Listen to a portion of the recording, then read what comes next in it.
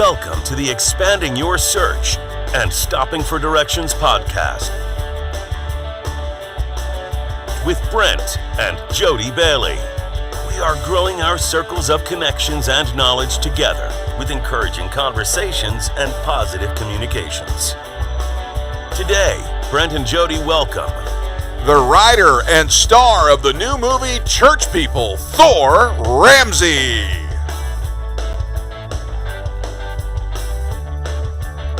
And now, Brent and Jodibailey. Hey everybody, welcome to Expanding Your Search and Stopping for Directions. It's Friday! Woo! Man, welcome to the show, everybody. It's going to be a great day today. We have got a full, and I mean full show for you. It's going to be awesome. I have got the writer, producer, and star of the brand new movie Church People, Thor Ramsey, is going to be with us here in just a few minutes. That's right, folks. The God of Thunder is going to be here. No, he is really just an outstanding guy. We really love the movie. We got to watch it the other night, but we'll get to that in just a minute. Joining me over at the tech booth right now is Jody and Presto. What's up over there? Yeah. Yo. Hello. All right, so listen, we got a lot to talk about today because, listen, if you got plans this weekend and they do Fathom events at the movie theaters, you need to go see Church People. Yes. It's a great Christian, faith-based film, but man alive, is it funny. So it really is. We're going to get to that in a few minutes. Watching it. What's going on around the country today, Jody? Well, today is a lovely day for our food, and it is Baked Scallops Day. Okay, you like scallops. I'm not really a big fan of them.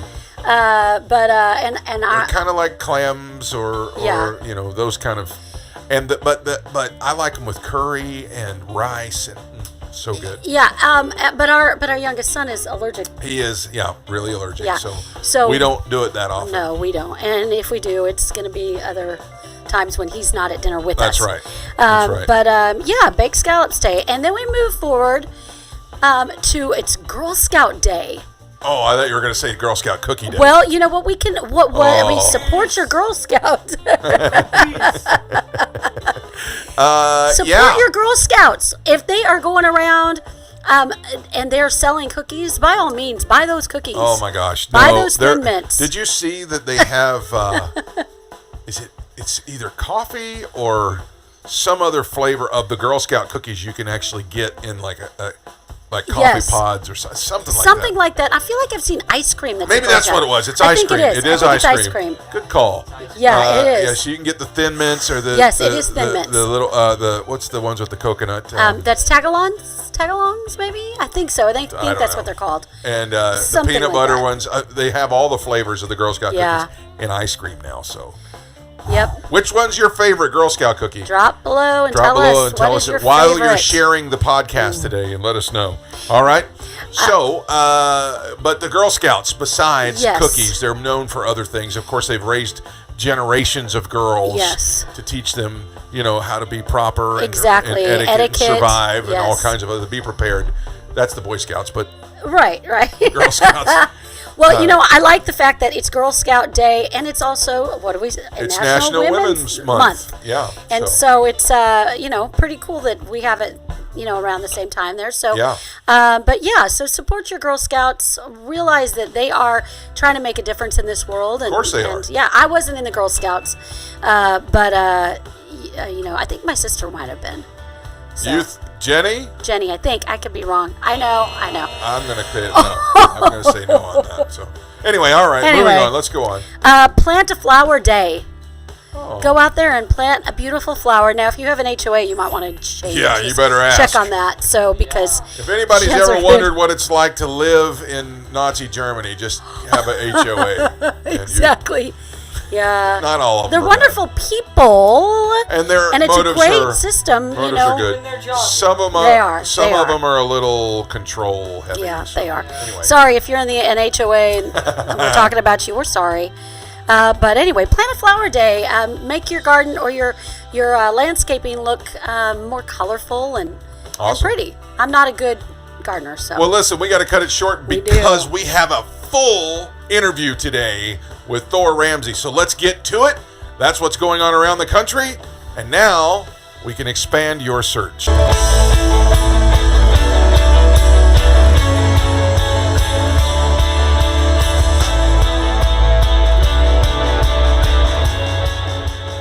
I'm so excited to be talking about the brand new movie that's coming out this weekend in select theaters across the country through Fathom Events. It's something called Church People. And folks, I had the pleasure of watching this movie on Tuesday, and I laughed so hard while I was screening this movie. It is a great film.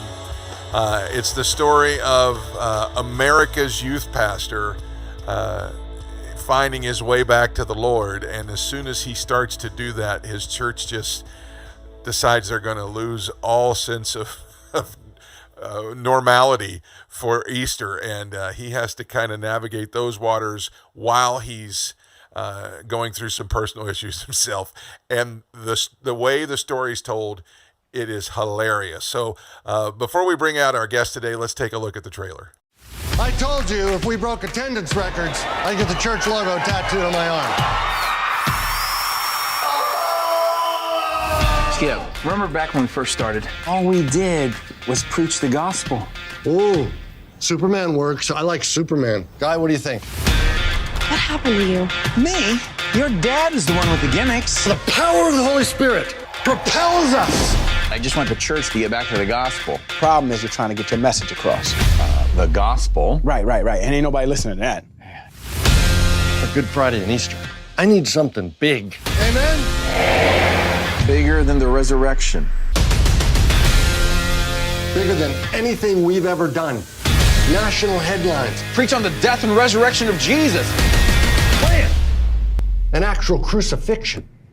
Uh-oh. By placing the nails through your palms in the right place, we hope to avoid major nerve damage.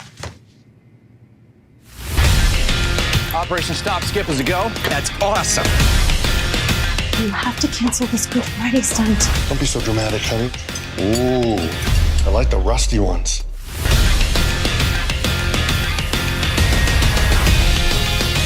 What are you gonna do? I told him he's insane. Been praying for you about that toe fungus. This could be beneficial for all parties involved. We foster a yes environment here.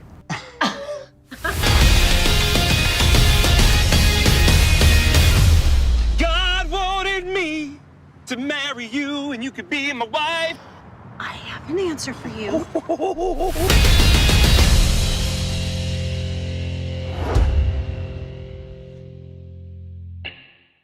So I'm so excited to have America's youth pastor, the star of the show, Thor Ramsey, with me today. He wrote Church People, and where he stars the lead character named Guy. He is a stand-up comedian. He has been on such things as Thou Shalt Laugh. He's also a pastor of a church. He became the host of a TV show called Bananas that was picked up by Sony Television. He was watched by mostly 12-year-olds, but it was hilarious at the same time. He has produced some comedy series, including Comedy at Large with Thor Ramsey. He has been all over the place. You're going to recognize his face immediately. I'm so excited to have on the program today Thor Ramsey, everybody. Hey, Thor, thanks so much for being here. With you. Hey. Thanks for having me. Oh, man, I was first introduced to you on the Thou Shalt Laugh DVD. I was a youth pastor myself in those days at a megachurch, and we used to sell those. It was a fundraising thing that they did for some youth groups. So, welcome to the show. Thanks so much for coming and being with us today. My pleasure. I just want to say, first of all, great job. The movie is hilarious. And that's great to hear. My wife and I laughed hysterically, especially, I don't want to give too much away, but China and Billy's scene is... Oh, that's one of my favorite scenes, man. That is one of my favorite scenes. You guys did a great job with that. I told Christopher the other day when he was on, I said they could almost get their own spinoff movie. That was so funny. You did a great job with that one. That was hilarious. And the rest of the movie is great too. Before we get to that though, let's talk about you. How did you get started in your career? Well, stand-up's just something I've always thought about. I always thought about doing, years ago. I was just talking to somebody this morning saying, I remember I was probably about 5 years old. I used to sneak out of bed and come downstairs. And my dad would be watching The Tonight Show with Johnny Carson. He would let me sit on his lap. And, during The Tonight Show, they always brought out a stand-up comedian. And I didn't really understand what it was as a kid, but there was just this lone individual under the spotlight and people were laughing, enjoying themselves. And I was attracted to that. So stand-up is just something that's always been on my radar. And eventually when I was a senior in high school, I had a friend who came to me and she said, I dreamt you were on The Tonight Show last night. And she goes, you had a good set.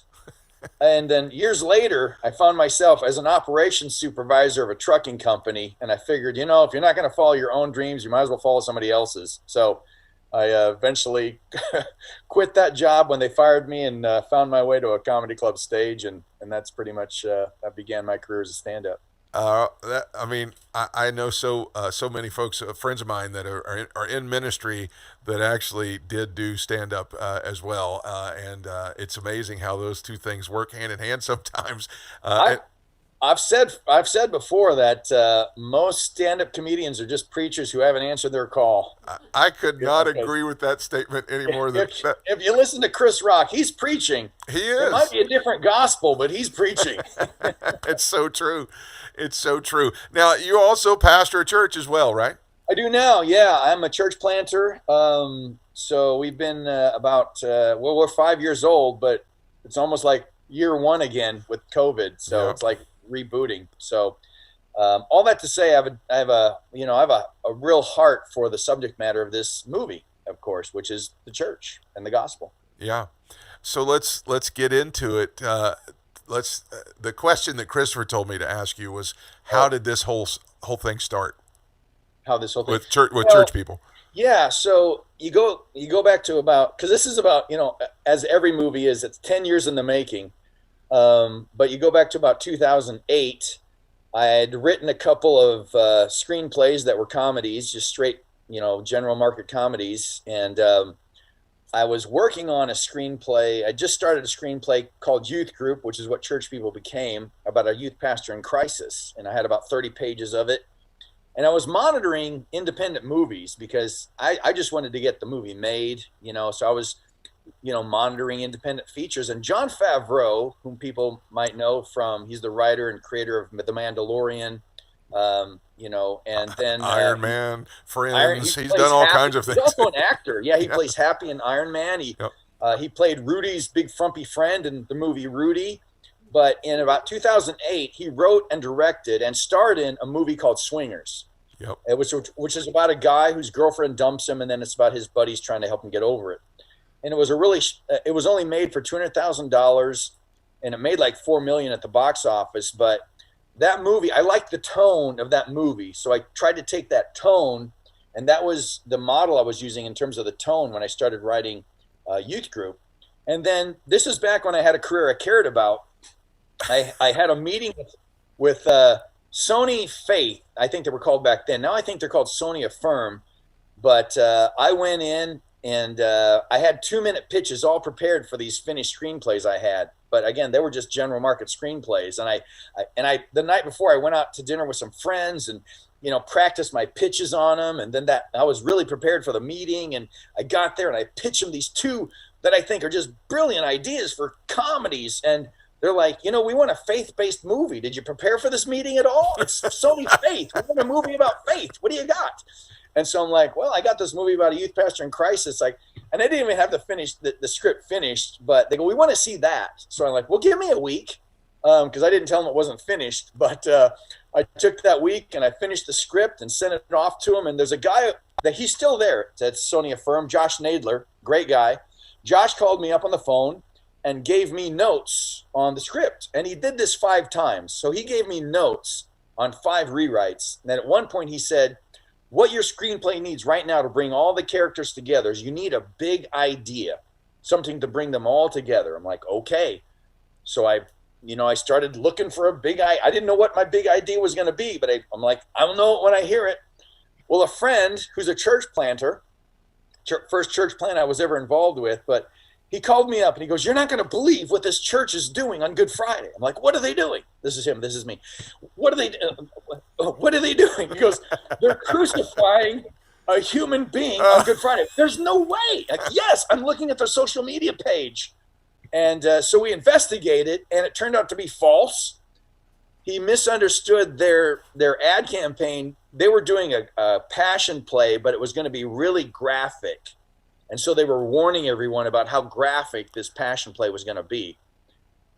But what I realized at that point is that so many churches in American evangelicalism, with all the best intentions, had done such crazy things to attract people to church that for a moment, my friend and I believed an American evangelical church would actually crucify someone on a Good Friday. And so right then I go, I got my big idea. Oh man! And so that became the crux of the script for church people. Well, it is like I said, there's when I was introducing the trailer, there is something that's going to happen, and there it is that the church that he works for is going to crucify somebody.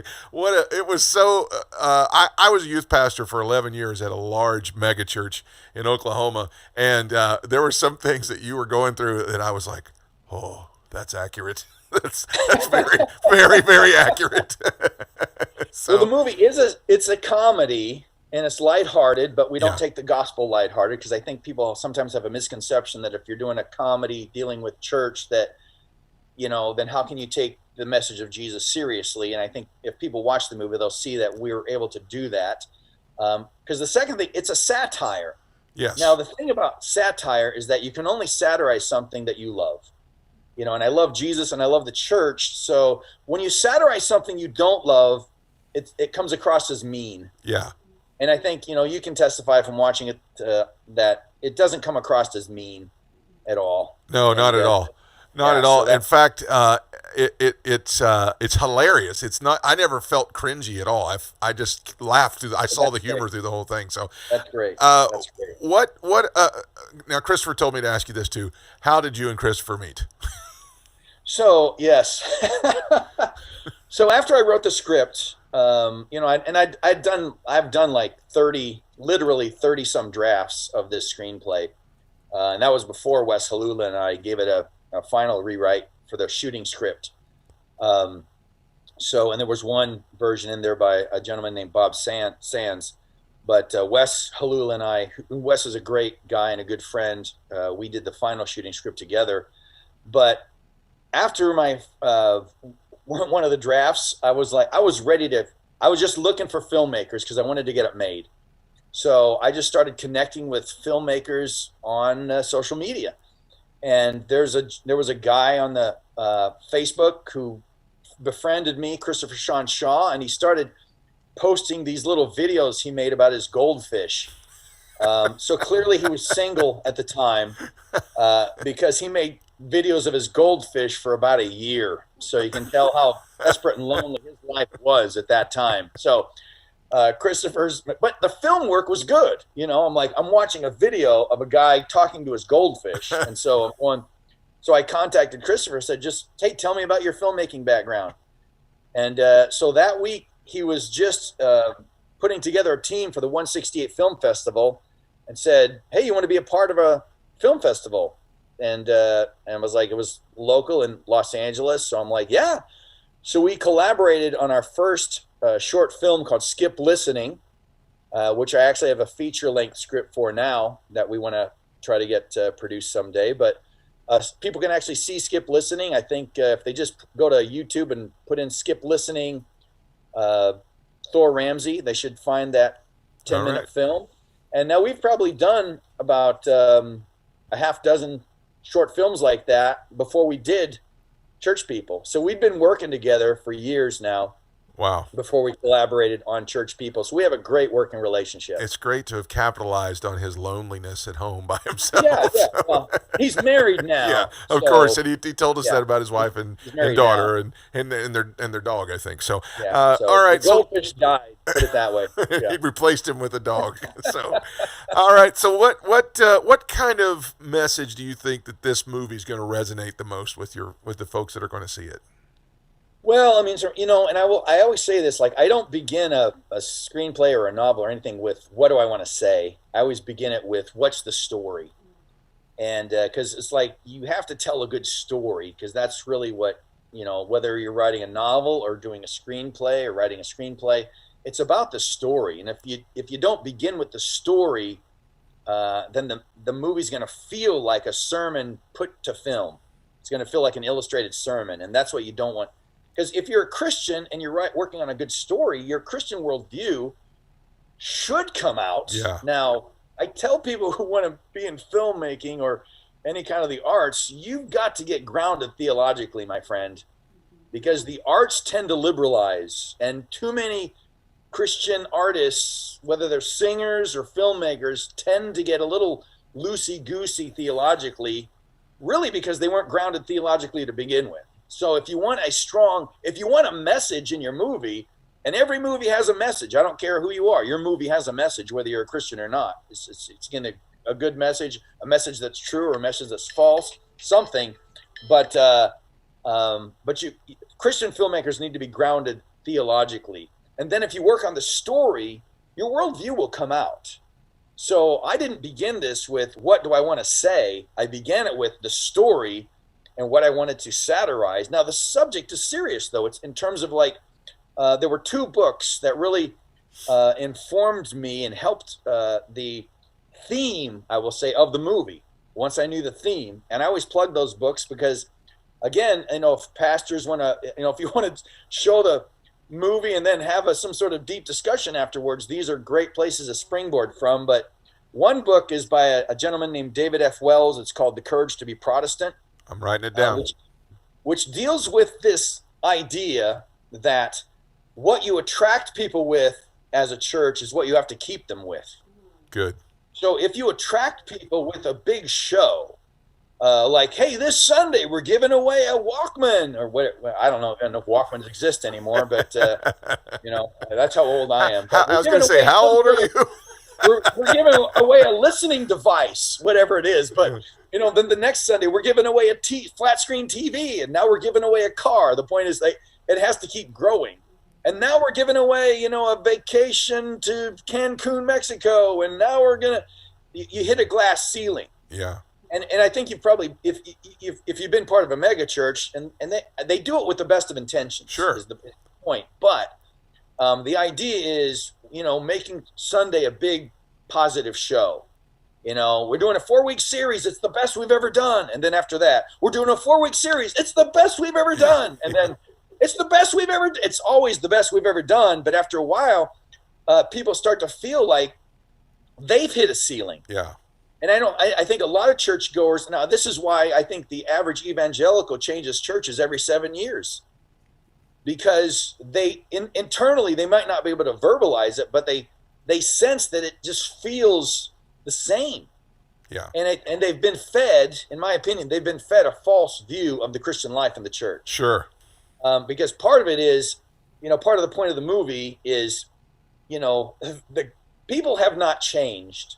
And therefore, the message that they need for their lives, which is Jesus and his gospel, what he's done in his life, death, and resurrection, does not change. We don't need to dress that up with whistles and bells. So good. I mean, again, as a church planner, I get emails all the time about how are you going to communicate to Generation Z and Generation Millennial, and you've got to change your communication style. This is a generation that's never been before. They're the most unique generation of all time. They're unlike any human beings. No, they're not. They're human beings. They've always been human beings. And you know what? They're sinners, and they need a savior. Amen. So the message doesn't change. Yeah. And our communication style as the church, we're dealing with the gospel. This is the greatest truths in the history of the world. And if you can't make that interesting, yeah, then it's time to consider other professions. But you don't need to dress that up with anything. And when you do dress it up, it actually can it can distract from the message. Yeah. And actually harm what you're trying to do. I think you've done a great job of pointing that out in the film. And then the redemptive side of it at the end was amazing. It just brought everything right down to where people are, and that part of it was great. Now, this film has a huge cast as far as mainstream actors and actresses go. Well, again, as you know, you want to, everyone has their own kind of view of filmmaking. Our view was that, the screenwriters, the directors, the producers were all believers. But we just wanted to put together the best cast we could. Some were believers, some weren't. But the message is there because, as a screenwriter and as the director and as a producer, you have the control over what the content is. The script, we ended up getting a great cast. Of course, it really started with Stephen Baldwin, who plays Chad, who is like the quintessential greeter. And that's all I really want to say about his kind of bizarre character. Hilarious, though. Great casting. Has a payoff that I think people will love. But so when Christopher and I, we've been making these short films together. After I finished one of the scripts of Youth Group, which became Church People, we called together a bunch of friends and acquaintances from the LA area who were filmmakers, camera people, and we had everyone donate their time for a day, and we shot a trailer for the film that didn't exist yet. So we shot a trailer for the film so we could show people, because it's different. Pitching a film verbally is different than, hey, let me show you the tone, the idea. Let me show you a trailer. If the film existed, this is kind of what it would feel like. And so we shot that trailer, and then Christopher, who is Mr. Social Media, just blasted it. He blasted it in such a way like, I'm embarrassed, Christopher. Pull back because I'm being embarrassed. You're embarrassing me now. But that's how Stephen Baldwin saw it. And then he called us up, had a phone meeting with us. Then he met us live, and we met him for about 3 hours one day at a hotel in Los Angeles. And he said, I'm going to get this film funded. And 2.5 years later, I'd like you to meet Mike Lindell, of my program, and he's going to fund the movie. But it started with Stephen, and then once it was funded, because people say, how'd you get such a great cast? Like, well, once your film is funded, you can get all kinds of people interested in your movie. It's no business. People, it's like if they're going to pay people, they're interested. But so we have Stephen Baldwin, and then Joey Fatone, who was in My Big Fat Greek Wedding, was really his first foray into acting. Before that, he was in NSYNC with Justin Timberlake for years. Sure. So known as a singer, but man, he's a great comedic actor. He really is. And then Joey Fatone. Donald Faison. Yep. Donald Faison, who was in Scrubs. Love him. For years, if you're familiar with the sitcom Scrubs. And then Michael Monks, of course, who played Pastor Skip, who was my acting coach during the filming. So that I couldn't have got through this without Michael Monks. I'm telling you, I have I don't know if it's a new respect, but I have a deep respect for actors now because it's way harder than I anticipated. I can say that. And then we have William Baldwin and his wife China Phillips in the film, and they kill. They just absolutely kill. That was brilliant. All of those folks just really made it even more special. The message alone was great, but then when you start putting those familiar faces in there, my wife immediately recognized Pastor Skip because he's been on Friends. so that's funny. Yeah. That's funny. Okay, so it opens this weekend. Select theaters. You want to go see it, folks. We're going to put some information up on the screen. Go see the movie. It's going to be I think it's Saturday, Sunday, and Monday. churchpeoplefilm.com. You can see it on Facebook, or you can get in touch with them on Facebook.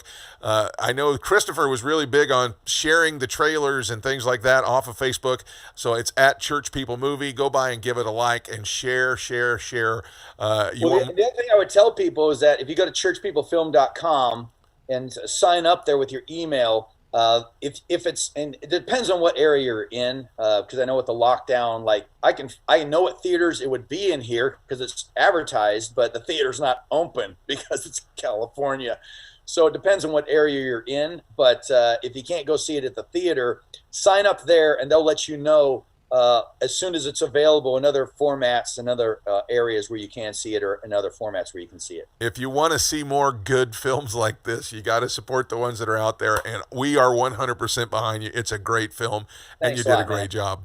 Appreciate it. All right, folks, this is Thor Ramsey, and he is a writer, creator, star of Church People, and we could not be happier to be a little part of the publicity of this movie, because it's just a great job. Thanks so much for your time today. Have a great rest of your day. Thanks a lot for having me. All right. That's Thor Ramsey, and now let's stop for directions.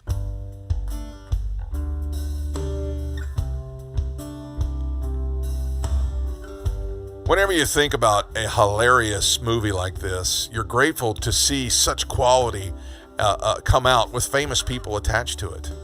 But at the same time, this movie covers where we as believers are supposed to place our hope. And the hope for the characters in the movie is the same for the hope like us. As great as the cast is, this movie is also just another vehicle for the message.